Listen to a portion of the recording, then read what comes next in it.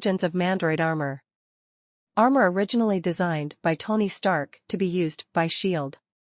Now used by both criminal and governmental institutions for various purposes. Originally there were 5 Mandroids built by Stark, to be used exclusively by S.H.I.E.L.D.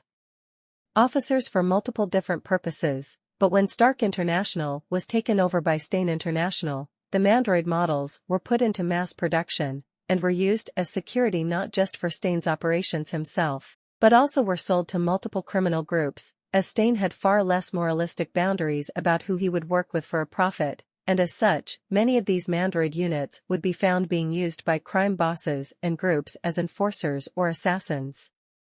The schematics for the Mandroid armor were also stolen by Moses Magnum, an international weapons manufacturer and terrorist, and he created his own Mandroids using them, though they seem to be weaker than the standard model. The Mandroids have faced off multiple times against the likes of the X-Men, the Hulk, and multiple other superhero groups since then. As well as this, multiple organizations have unofficial or modified Mandroid models, from the NYPD to Damage Control as well as the CSA. Many have access to these models and commission them in situations either for protection or for non-lethal activities, like lifting heavy loads or saving citizens from dangerous situations where the average person would find impossible to recreate. Armor statistics.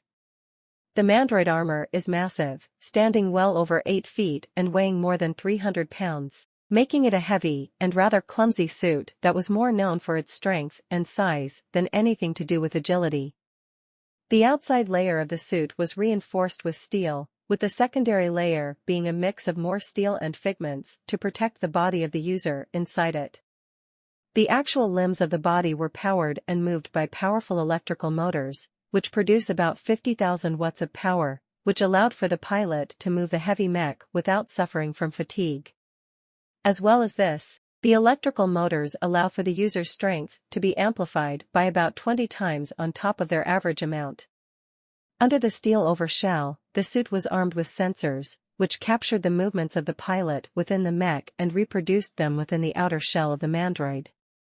As the Mandroid was designed to be multi-purpose by Stark, it also came with an independent air supply that lasted for about 2 hours, with the main supply lasting 2 months by filtering external air around it, a high immunity to multiple forms of radiation, as well as chemical or biological threats.